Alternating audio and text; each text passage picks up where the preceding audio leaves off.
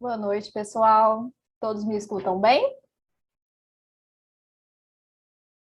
Todo mundo me ouvindo? Deixa eu abrir o chat, deixar ele aberto aqui.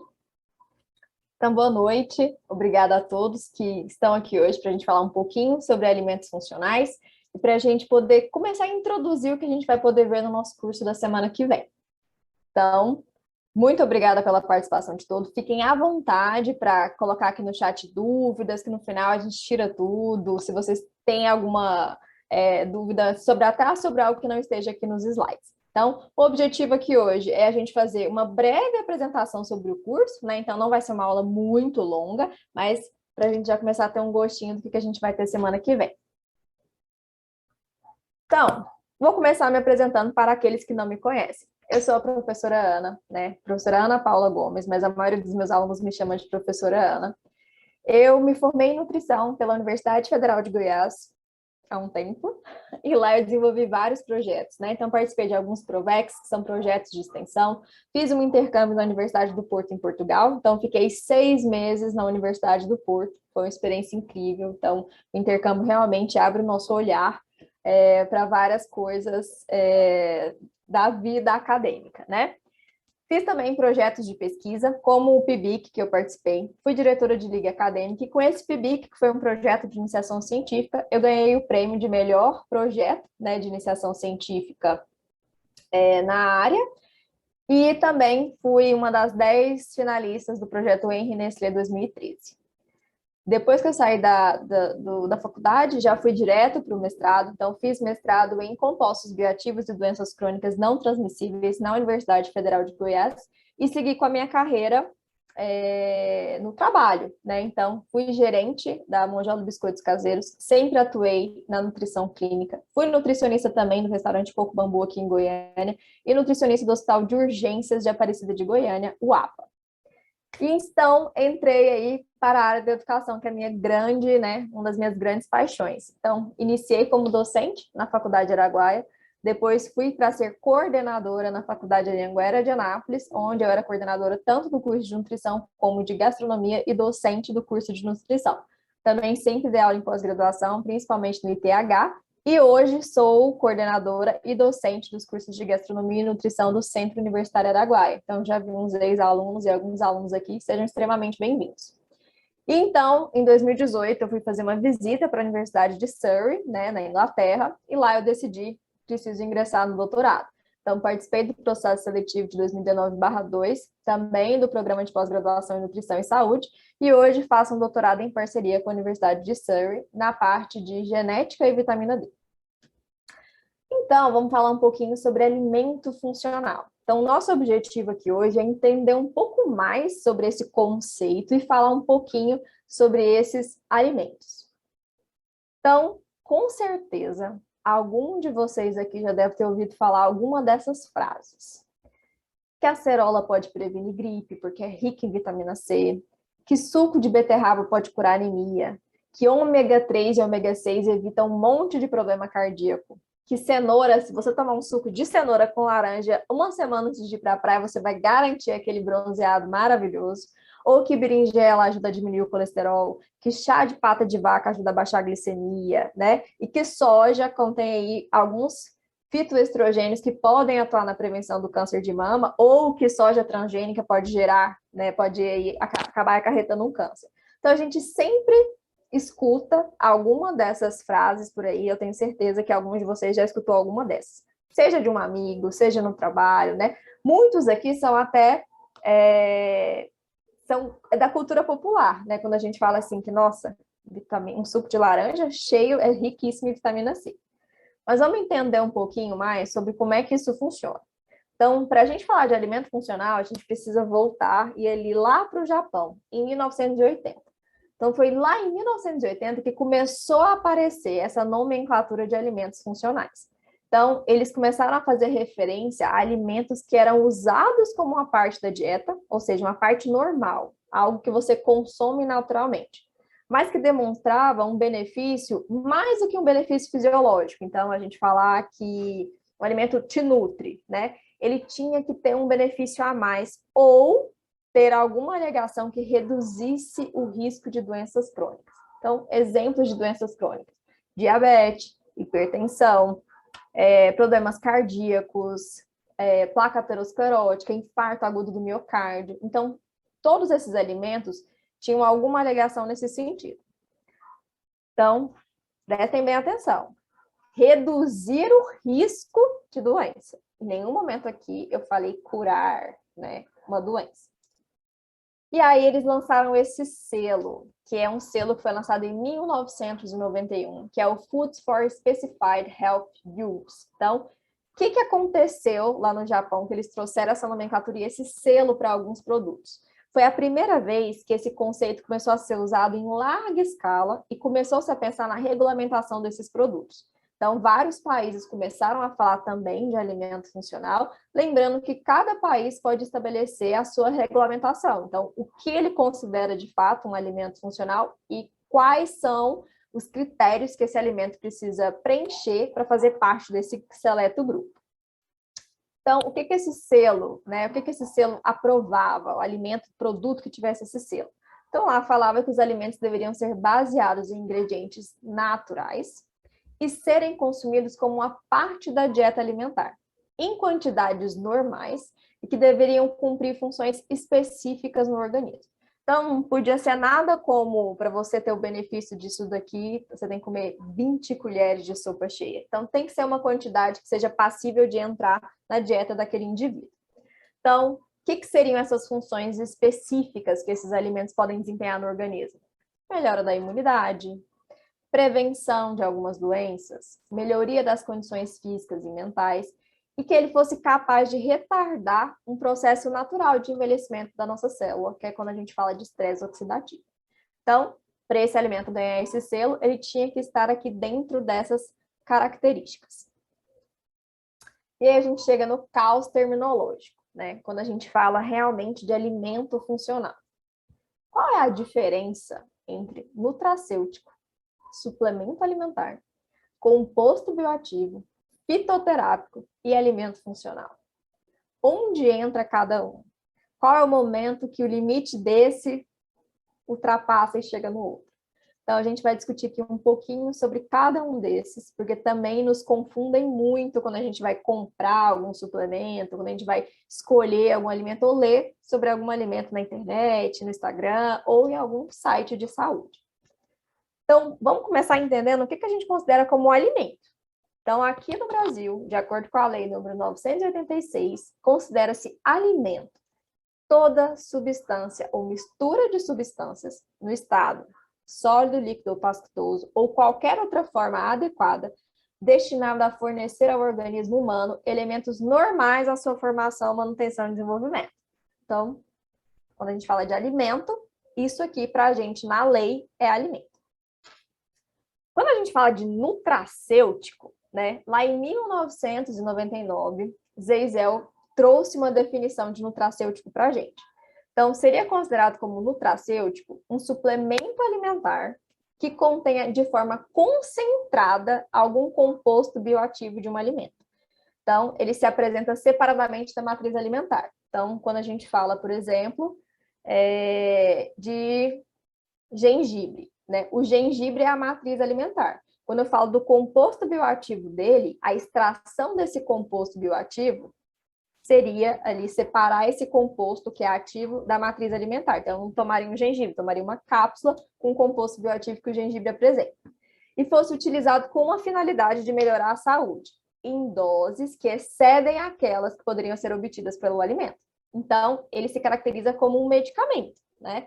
Então, aqui no Brasil, a Anvisa não reconhece o termo nutracêutico. Então, em nenhum lugar você vai encontrar alguma cápsula com essa nomenclatura. O que a gente tem que mais se aproxima de nutracêutico, que é um termo que a gente vê fora do país, seria a RDC número 2, que fala de composto bioativo. E a gente vai ver um pouquinho mais sobre essa questão aqui, do que é o composto bioativo e para que esse composto serve.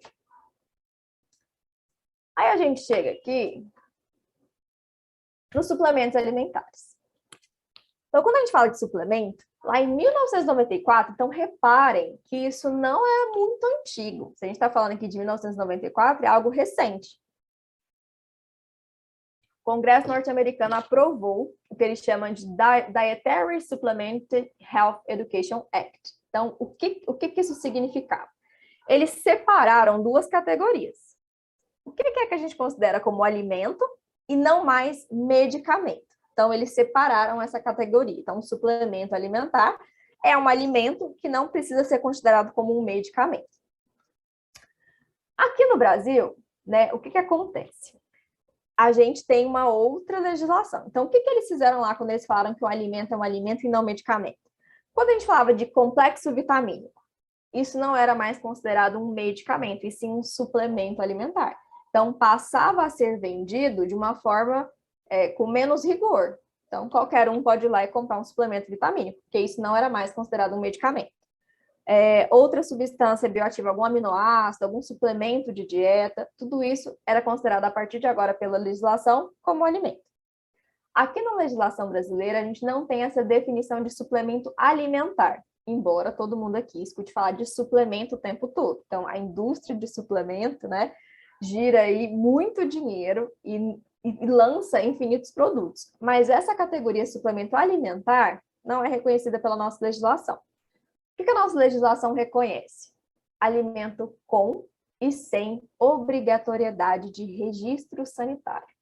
Então, o que é um alimento sem obrigatoriedade de registro? Algo que eu posso vender e eu posso fabricar de uma forma muito mais tranquila. A legislação não caracteriza isso como obrigatoriedade de registro.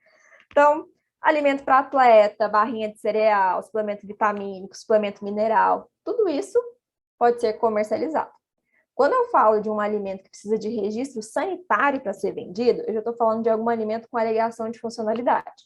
Então, por exemplo, quando a gente chega lá no supermercado, quem aqui já viu aquele iogurte que tem lá o desenho que ajuda o seu intestino a funcionar melhor? Aquele, tem vários, né, aí no mercado, ele está falando que ele tem uma alegação de funcionalidade, que além dele ser um produto proteico, que vai te ajudar a nutrir, vai fazer parte da sua dieta, ele auxilia o funcionamento do seu intestino. Isso é uma alegação de funcionalidade. Ele está dizendo que ele tem probiótico ou prebiótico ali na composição. Quando eu vou lançar um produto com essa alegação, ele tem que passar pela Anvisa para ele ser autorizado, para ser comprovado que, de fato, a quantidade que tem ali dentro é capaz de promover a alegação que ele está dizendo que ele promove. Então, realmente ajuda o intestino a funcionar melhor? Então, precisa passar aqui por esse registro sanitário. E aí a gente tem os fitoterápicos, né? A galera adora falar de fitoterápico. Então, de acordo com a resolução, fitoterápico é considerado um medicamento fitoterápico, né? Então, ele vai ser obtido a partir da matéria-prima ativa de um vegetal, desde que a sua segurança e a sua eficácia sejam comprovadas, mas não comprovadas porque eu disse que faz bem, mas por evidências clínicas, né? Então, preciso ter, inclusive, qual é a quantidade, qual é a qualidade daquele fitoterápico. Também temos uma outra classificação, que nós chamamos de produtos tradicionais fitoterápicos, que é aquele obtido também com uso exclusivo de matéria-prima ativa vegetal, né? E que seja baseado em dados de uso efetivo e seguro da literatura técnico-científica e que possa ser ingerido sem a vigilância de um médico. Então, aquela dose que está lá, que vai ser usada para alguma finalidade, ela tem uma possibilidade de toxicidade muito baixa. Então, sem o acompanhamento de um médico, ele pode ser consumido em segurança. Aí eu pergunto, nós temos aqui alguns estudantes de nutrição ou nutricionistas? Se inscreve aí no chat se você é um nutricionista ou um estudante de nutrição. Eu estou vendo aqui alguns alunos meus. Temos algum estudante? Temos estudante de nutrição aqui. Então, vocês acham que o nutricionista, ele pode prescrever um fitoterápico? Vocês acham que sim ou que não? Minhas estudantes. Nutricionista pode prescrever fitoterápico?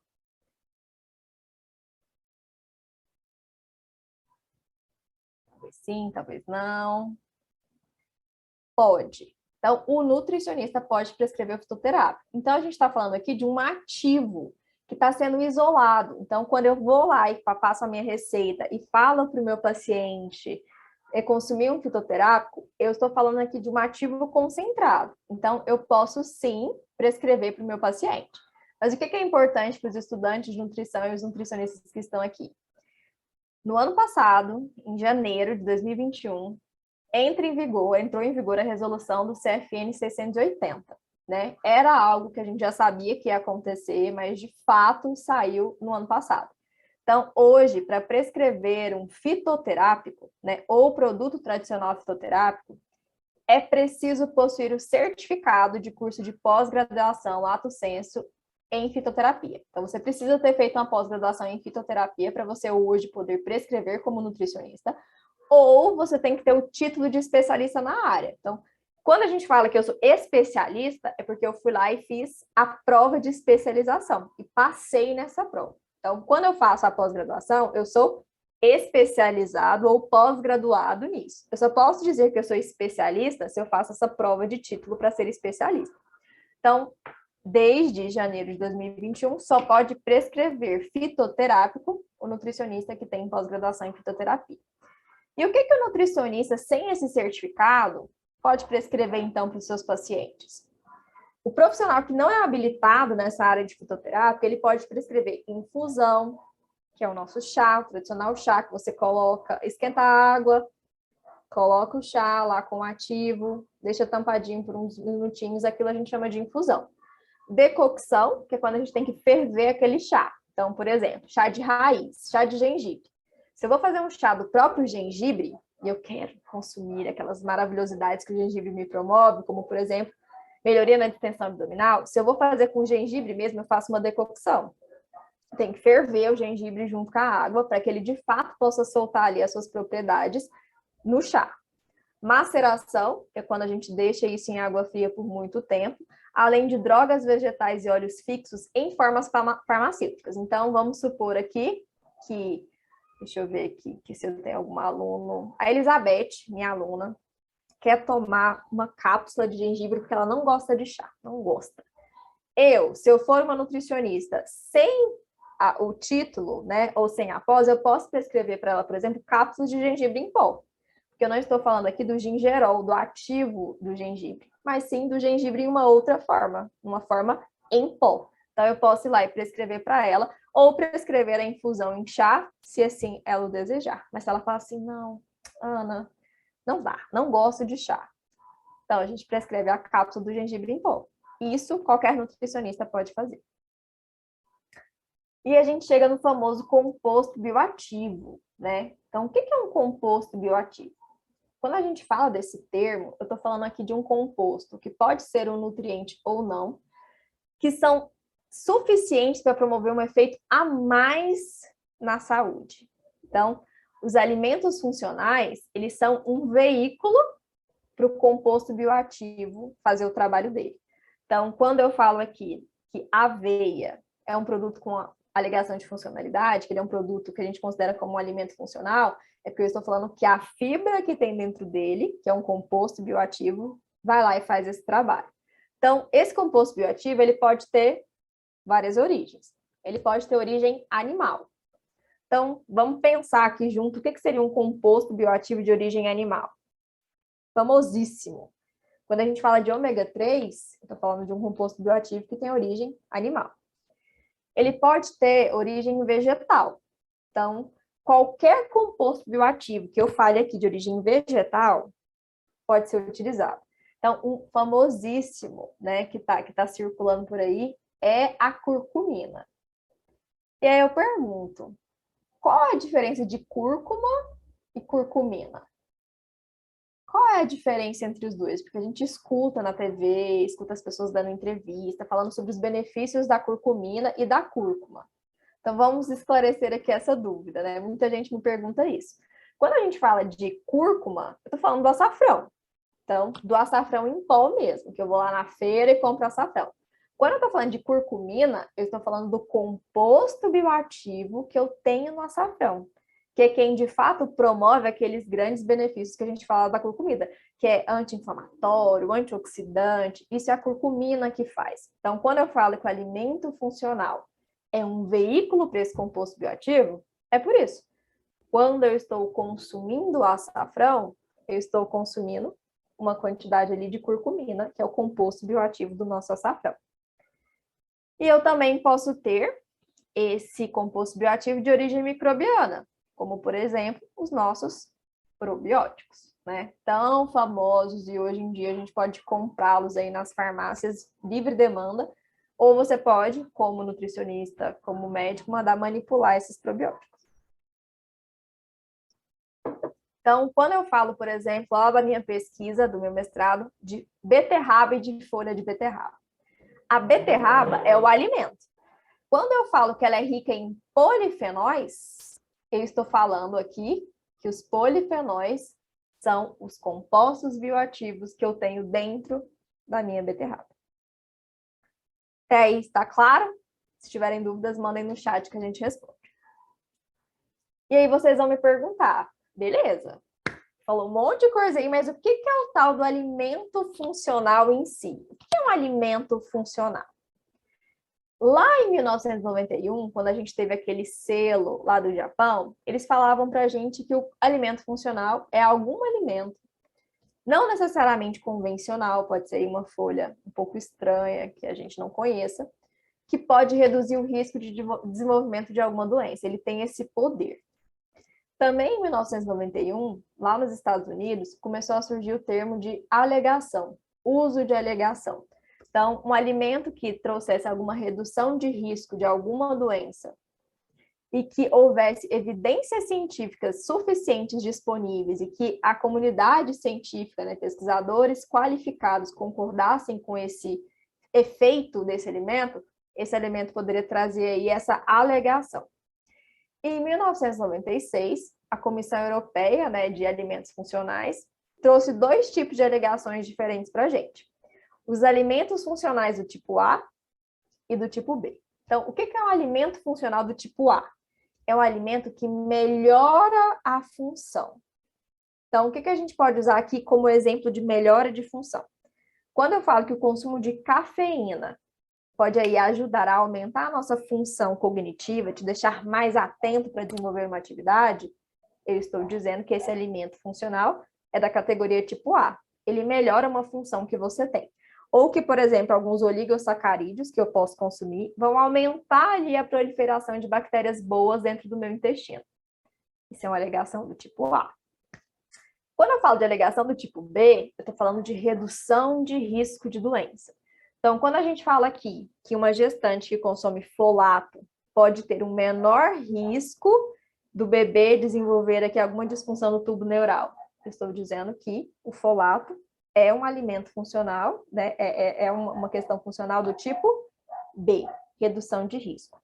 Quando eu falo, por exemplo, que o consumo de cálcio, né? Então, se você consumir cálcio da maneira adequada, você vai ter uma prevenção de osteoporose. Estou falando, então, que eu estou reduzindo o risco de desenvolver essa doença.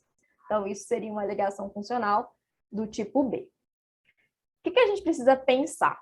Toda vez que eu falo de alimento funcional, eles sempre são muito enfáticos em dizer que, desde que esse alimento funcional participe de uma dieta tradicional e em quantidades normalmente consumidas, dentro de uma dieta saudável, ele pode promover, sim, benefícios.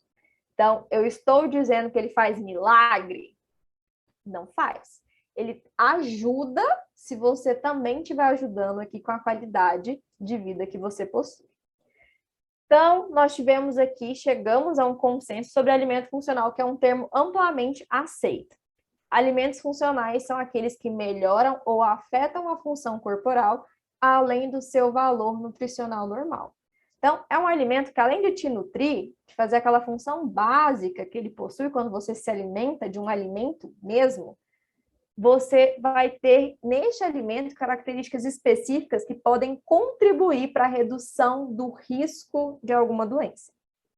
E isso é sensacional, né? Ele está ali te dando uma mão, super te ajudando a ter um menor risco de desenvolver uma doença. E como é que funciona aqui no Brasil? Aqui no Brasil, por mais que a gente esteja aqui hoje, na nossa palestra, falando de alimento funcional, esse termo não é reconhecido pela nossa legislação. Então, aqui no Brasil, você nunca vai chegar no supermercado e vai ter lá escrito alimento funcional. A gente tem aqui o que a gente chama de alegação de propriedade funcional e de saúde. Então, se você olhar lá na legislação da Anvisa, nesse documento aqui, ele vai estar falando de alegação de propriedade funcional. Na verdade, é só um termo diferente para que a gente consiga fazer aqui uma triagem desses alimentos. Então, se eu quero lançar um produto, então, eu estou aqui, vamos supor que o Antônio Luiz quer lançar um produto e ele quer que esse produto seja um produto funcional. Então, ele vai ter que encaixar esse produto dentro de uma alegação de funcionalidade já reconhecida ou trazer para a Anvisa que ele descobriu aqui um alimento maravilhoso, poderoso, que tem uma alegação de funcionalidade. Se a Anvisa reconhecer, ele pode colocar isso lá no rótulo do produto dele. Então, sabendo aqui mais ou menos sobre esses termos, qual é a diferença entre esses tipos de nomenclaturas que a gente tem para falar aqui sobre alimentos ou produtos ou compostos bioativos com essas alegações de funcionalidade, vamos aqui a um gostinho do que a gente vai ter no curso, que é o que todo mundo, de verdade, quer saber. Mas essa introdução era muito importante. Ômega 3. Todo mundo aqui já ouviu falar de ômega 3, conhece alguém que tomou ômega 3 ou toma ômega 3. Então vamos começar pelo que geralmente o pessoal fala de ômega 3. Nossa, ômega 3 é bom demais para quem tem colesterol alto, porque ele reduz aí o colesterol. Reduz nível de HDL, de LDL, ele reduz nível de triglicerídeos. Também já devem ter ouvido falar que não, eu tomo ômega 3 porque é anti-inflamatório. Porque hoje o que todo mundo quer na vida é ter uma dieta anti-inflamatória. Ou que se você tomar ômega 3, ele reduz dor articular, dor na junta, né? Então, isso aqui a gente escuta muito falar. Mas vamos pensar cientificamente. Quais são as alegações de funcionalidade que, de fato, a gente tem no ômega 3? Então, qualquer ômega 3 é bom? Não. Eu posso comprar ômega 3 em qualquer farmácia sem receita médica. Então, todo mundo que chegar aqui e tentar comprar um ômega 3 vai conseguir. Mas qual que de fato é o ômega 3 que a gente considera bom, que eu posso comprar sem medo? Seria o ômega 3 que provém de óleo de peixes, ou óleo de krill, ou de uma microalga, que é essa alga Schistotritium. Esses três são os que são de fato reconhecidos pela legislação que promovem o efeito que o ômega 3 promete. Fontes alternativas não reconhecidas não é um bom suplemento para você comprar. E qual que é a alegação que de fato é reconhecida quando a gente fala no Brasil de alegação de funcionalidade do ômega 3? Então, hoje a nossa legislação reconhece que o consumo de ômega 3 auxilia na manutenção de níveis saudáveis de triglicerídeos, desde que associado a uma alimentação equilibrada e a hábitos de vida saudáveis. Eu convido, né, quem tem interesse por esse assunto a ler a legislação. Ela não é grande, a gente não tem aí uma gama muito grande de compostos bioativos reconhecidos, mas vocês sempre vão ver que ele vai estar falando que associado a uma alimentação equilibrada e hábitos de vida saudáveis, ele pode promover essa melhoria. Então, será que se eu consumo algo todos os finais de semana, às vezes durante a semana, todo final de semana churrasco, durante a minha semana eu quase não como verdura e fruta, assim, aquela saladinha mirradinha que dá um quarto do prato, alface, tomate, o basicão, café com açúcar, panificado toda semana, mas eu tomo ômega 3. Será que esse ômega 3 sozinho vai conseguir, de fato, promover essa ação que a gente diz que ele promove? Então, desculpa. Então, não. Sozinho ele não vai conseguir. O que a gente tem que colocar na nossa cabeça é que quando eu falo de alimento funcional, quando eu falo de fitoterápico, eles vão me ajudar se eu ajudar ele a trabalhar. Ele sozinho, ele não vai conseguir ter uma ação tão significativa na redução desse risco. Ok. O que significa essa alegação de funcionalidade que de fato a nossa legislação reconhece? Então, hoje, quando a gente olha na literatura e olha para essa alegação de funcionalidade, a gente vê que, de fato, o consumo de ômega 3 ele ajuda na redução do risco de desenvolver uma doença cardiovascular futura ou ajuda, se você já tem aí um problema de colesterol alto, de LDL alto, de triglicérides alto, esse ômega 3 pode te ajudar a reduzir esses níveis, desde que associada a uma alimentação e uma vida saudável. O que o ômega 3 faz? Ele ajuda, de fato, nesse efeito inflamatório. Então, ele vai ajudar a impedir a formação das placas ateroscleróticas, ou placas de ateroma, que é aquela placa de gordura que forma lá na sua artéria, de pouquinho em pouquinho, silenciosa, que doença cardiovascular é silenciosa. Então, vai acumulando aquela gordura até que aquilo ali vira uma placa e você tenha, dependendo de onde for essa artéria, você tem um AVC ou você vai ter um infarto, né? O ômega 3 ajuda de fato nessa redução desse risco. E também atua no aumento da resistência do sistema imunológico às infecções. Então, isso é o que essa alegação de funcionalidade significa. Só que eu tenho que ter atenção quando eu for suplementar ou se eu for comprar esse suplemento. A gente tem que ter muito cuidado com o indivíduo que tem alergia a crustáceo. Então, alergia a camarão, alergia a casquinha de siri, porque pode ter traços, né, disso nas cápsulas de ômega 3. Também indivíduos que tenham problemas de coagulação. Então, para suplementar, sempre é importante que você tenha a orientação de um profissional, para que ele indique a dose, para que ele indique qual é o suplemento que você precisa, qual é o melhor suplemento. Mas a gente está aqui para explicar um pouquinho para você deixar de ser leigo nessa área. Então, quais são as quantidades adequadas de ômega 3 para tomar? Porque a gente vai lá na farmácia, compra, fala lá que para você tomar X cápsulas por dia, mas o que a literatura fala para a gente? Quando eu penso em ômega 3, eu não tenho que pensar só na cápsula do ômega 3 que eu compro na farmácia, mas eu preciso pensar também no alimento. Então, quando eu falo de ômega 3, eu tenho que pensar aqui em fontes de peixes, mas não é qualquer peixe, que esse é um grande problema, por exemplo, para nós que moramos aqui na região centro-oeste. Então, 100 gramas de peixe vai ter mais ou menos, né? Se você ingerir 100 gramas de peixe ou até 0,14 gramas ou 14 miligramas de ômega 3 no mês, você já tem uma redução de 17% do risco de morrer por alguma doença cardiovascular. Então, olha isso. 100 gramas de peixe rico em ômega 3 no mês é capaz de reduzir em até 17% o seu risco de mortalidade por doença cardiovascular. Uma porção de peixe por semana adiciona a esse 17% mais 3,9%. Então, só vai aumentando aqui o percentual de redução de risco que você tem para ter algum evento cardiovascular. O que a gente tem em relação a essa redução de triglicerídeo, né? Para esse indivíduo que tem hipertrigliceridemia grave, que a ingestão de 2 a 4 gramas por dia de ômega 3, aí eu já tenho que calcular se for de fonte alimentar, como é que eu vou fazer isso, e se for de suplemento, quantas cápsulas eu vou precisar, vai depender da quantidade que eu tenho ali na cápsula. Quantas cápsulas por dia esse indivíduo vai ter que tomar para atingir essa quantidade? Então, isso aqui a gente tem na literatura científica que, de fato, reduz triglicerídeo nesse paciente. O que a gente tem que tomar cuidado? Então, quando a gente olha para a recomendação, o FDA, que é uma agência americana que regula, né, a venda, a comercialização desses tipos de insumo, ele orienta que a ingestão de ômega 3, né, proveniente de EPA e DHA, não ultrapasse 3 gramas por dia. Quando a gente olha para a Anvisa, nosso órgão regulatório, ele orienta que, nos suplementos alimentares, essa quantidade pode variar de 37,5 miligramas até 2 gramas ao dia. Só que o que a gente tem quando a gente pensa assim na literatura também?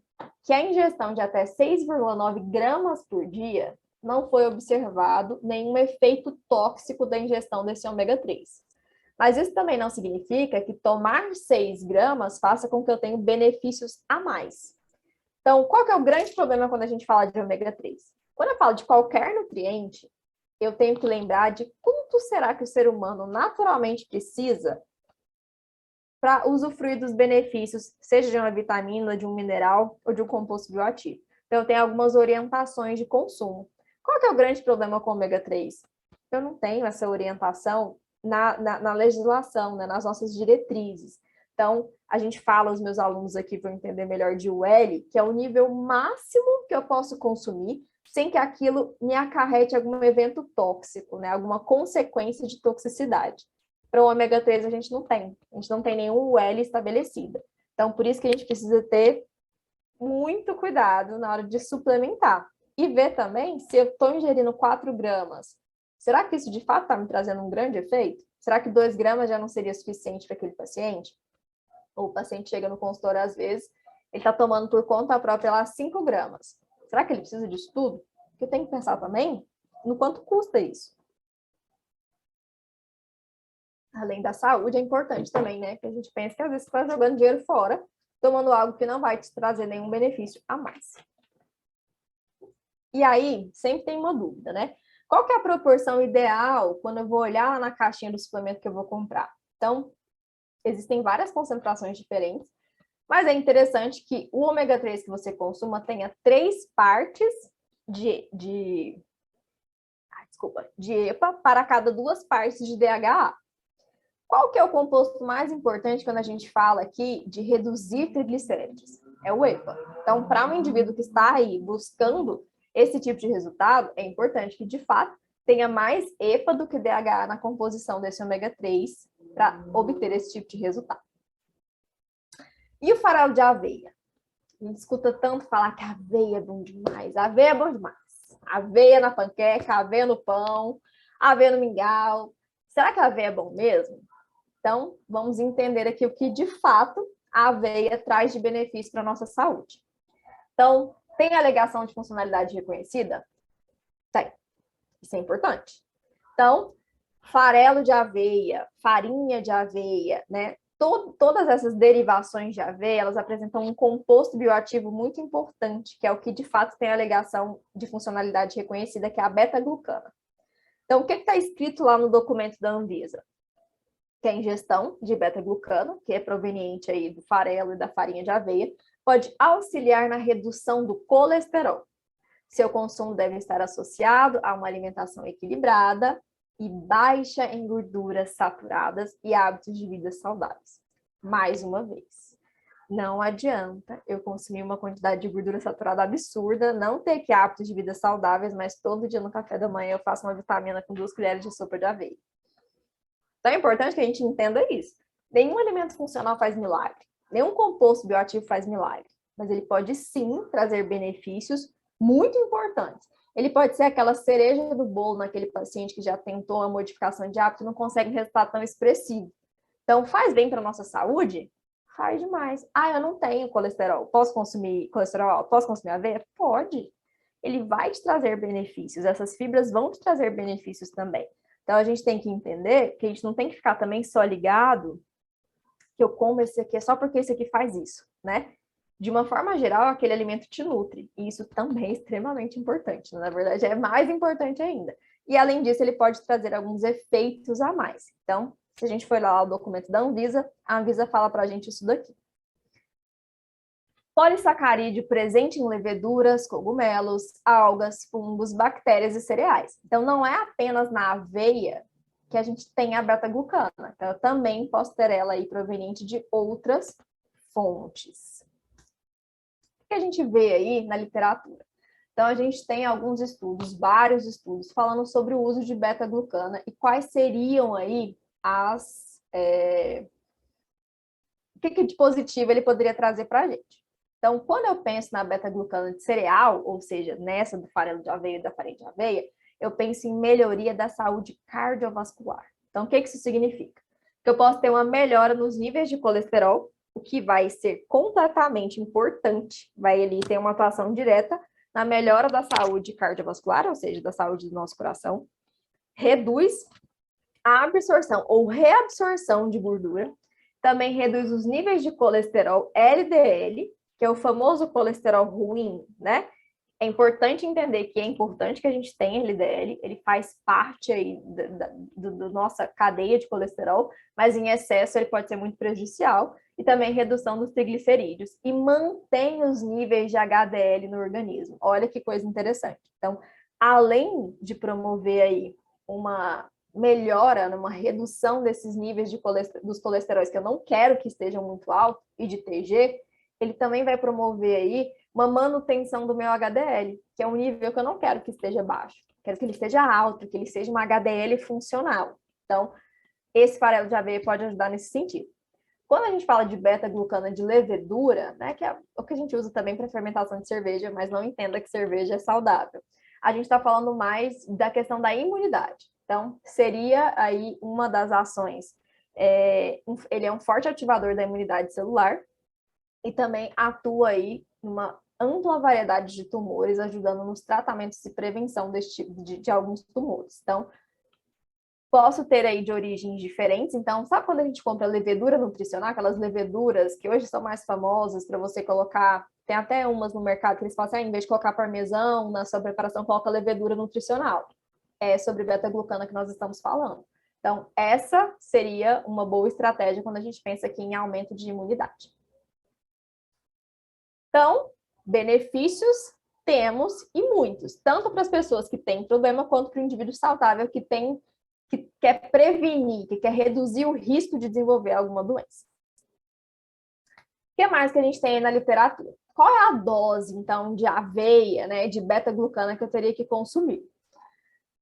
Esse estudo mostrou para a gente que fez uma revisão e na média de doses eles observaram que 3,5 gramas por dia, uma intervenção por 6 semanas, então se por 6 semanas eu consumisse 3,5 gramas por dia de beta-glucana, esses indivíduos tiveram redução da LDL, redução da não HDL, que é todas as lipoproteínas aterogênicas que eu tenho no meu organismo, né? Não HDL é diferente de HDL, então é como se eu olhasse só para as lipoproteínas aterogênicas que eu tenho no organismo. E redução da ApoB. Então, ApoB não é um exame que a gente faz rotineiramente, mas quando eu falo de ApoB, eu estou falando de precursor de LDL. Então, se eu reduzo a quantidade do precursor da formação dessa LDL, estou reduzindo significativamente a formação dessa LDL. Então, um excelente indicador. Então, para este consumo, seria, né, maravilhoso eu consumir essa quantidade. E quanto é essa quantidade? 3,5 gramas de beta-glucana dá mais ou menos quanto de aveia? Se eu pegar 100 gramas de farelo de aveia, ele vai possuir aproximadamente 6,21 gramas de beta-glucana. Então, 100 gramas de aveia é muita coisa. Mas em quantas colheres eu conseguiria chegar na quantidade aí de 3,5? Aproximadamente 5 colheres de sopa cheia. É tranquilo, dá para fazer um mingau com 5 colheres de sopa cheia de farelo de aveia, né? Para uma intervenção de 6 semanas. Então, aqui eu estou falando de um objetivo muito específico ali naquele momento. Então, eu colocar a aveia na minha dieta, normalmente, no meu consumo, também pode me trazer benefícios. Ali a gente está falando de um benefício específico numa atuação que eu quero ali para aquele momento. Mas aí eu faço a pergunta. Será que consumir 5 colheres de sopa cheia de aveia todo dia é só fazer isso que vai dar tudo certo? O que vocês acham? Come aveia aí que vai dar tudo certo. Vai reduzir LDL, manter sua HDL lá no nível que ela tá, vai ser maravilhoso. Só isso é suficiente? Chega um paciente lá para você e fala assim: preciso reduzir a minha LDL. Você vai tacar a aveia nele, vai dar tudo certo? Então, não. Claro que não, né? Então, mais uma vez, a gente precisa entender que esses alimentos, eles fazem parte da nossa dieta de forma, às vezes, bem natural, né? Com exceção do ômega 3, que a gente não tem tanto hábito de consumir, assim, peixe de água fria, como os peixes que nos oferecem ômega 3. Mas se eu colocar esses alimentos junto a uma dieta saudável, eu não estou falando aqui que é sobre não comer coisas que não são saudáveis, sobre nunca comer um fast food, não comer churrasco, não comer fritura. Não. É dentro de uma alimentação moderada. Esse alimento pode trazer, sim, um benefício a mais e te ajudar nessa prevenção. Então, aqui eu estou falando de um composto isolado. Mas se eu estou consumindo vários compostos bioativos, quais são os benefícios que eu vou ter? Então, hoje a gente fala que um composto bioativo isolado ainda não se entende muito bem na literatura a atuação do composto sozinho e quando eu como esse composto na matriz alimentar, no alimento funcional. Então, quando eu como no alimento funcional, eu tenho muito mais benefícios do que quando eu consumo esse composto isolado. Porque eu estou falando aqui não só da ação de um composto sozinho, mas eu estou falando aqui da junção dele com outras coisas. Então, vou usar como exemplo o suco de beterraba. Consumir a folha de beterraba. Será que se eu isolasse o antioxidante que tem nela, eu teria o mesmo efeito de consumir o suco da folha? Provavelmente não, porque quando eu consumo a matriz alimentar, eu estou consumindo ali um adicional de fibras e outros nutrientes que ela me oferece. Então, sempre é muito importante que isso esteja embutido na alimentação. Então, o objetivo não é que a gente fique aqui louco para tomar cápsulas isoladas de compostos bioativos, mas entender como inserir esses alimentos na nossa dieta podem nos trazer benefícios, sim. Então, tem um paciente que precisa melhorar triglicéridos, tomar ômega 3, inserir farelo de aveia na alimentação dele vai trazer benefícios? Vai. Só não vai fazer milagre. E aí, vamos falar um pouquinho sobre canela. Canela tem alegação de funcionalidade reconhecida pela Anvisa? Não tem. Então, hoje, quando eu falo de canela para alegação de funcionalidade, eu não tenho esse reconhecimento. Mas a canela é muito famosa. Todo mundo fala do efeito termogênico da canela. Então, canela é um alimento termogênico? É. Então, termogênico, né? Aumento de temperatura, gera um aumento aí dessa temperatura que a gente tem. Então, é um alimento termogênico. Beleza? Pensando em emagrecimento, tomar chá de canela ou colocar canela no café, tem algum benefício, sim ou não, para emagrecimento? O que vocês acham?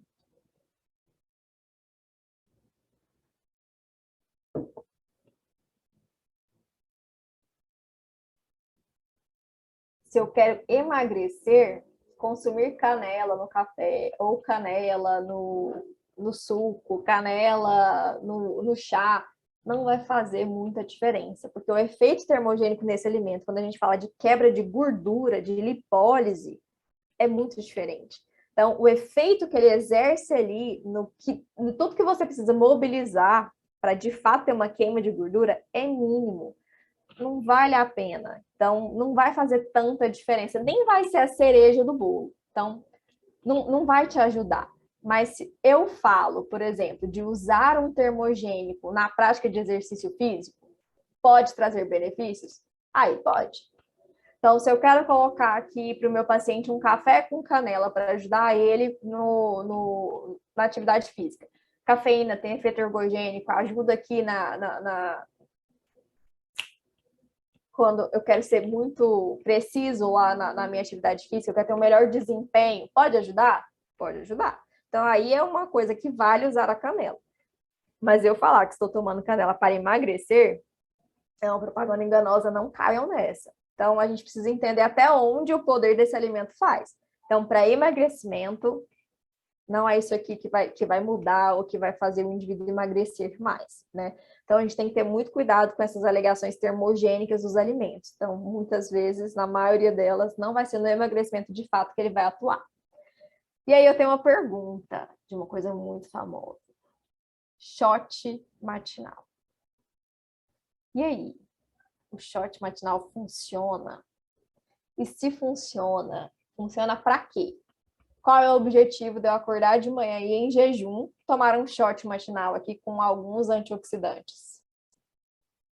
Isso a gente vai ver no nosso curso da semana que vem. Então, se você quer saber se o shot matinal funciona e como ele funciona, vem participar com a gente que nós estaremos esperando vocês aqui na semana que vem. Então, esse aqui foi só para a gente deixar um gostinho do que esses alimentos fazem, como utilizar, por que utilizar. E vocês vão ver muito mais aí no nosso curso da semana que vem. Então, ficarei muito feliz de recebê-los por lá. Então, muito obrigada pela atenção de todos. Se alguém tiver dúvida, pode mandar aqui no chat que eu respondo. As inscrições estão abertas para o nosso curso, então só ir lá no Instagram da CIEB, que vocês vão ver lá no link, né, no link da bio, como fazer a inscrição para o curso. Tem 2 dias disponíveis, então na sexta, para quem pode na sexta, e no sábado, para quem pode no sábado. E o sorteio do atendimento da pessoa que será beneficiada por um atendimento online comigo vai ser feito amanhã. Então, para você concorrer a esse sorteio, você tem que ir lá no Instagram da CIEB e comentar no vídeo feito por mim. Lá embaixo nos comentários, o que você achou da aula. Então, a partir do momento que você comentar lá, você vai estar concorrendo com esse atendimento. Nós vamos fazer o sorteio amanhã às 19 horas e vamos mandar lá no grupo do WhatsApp quem foi o vencedor. E aí, a minha auxiliar vai entrar em contato para a gente agendar esse atendimento que vai ser feito de forma online. Ok, pessoas? Dúvidas? Dúvidas sobre o sorteio? Alguém tem alguma dúvida? Se tiver, podem mandar. Mais uma vez, muito obrigada a todo mundo que tirou um tempinho para estar aqui aprendendo com a gente hoje.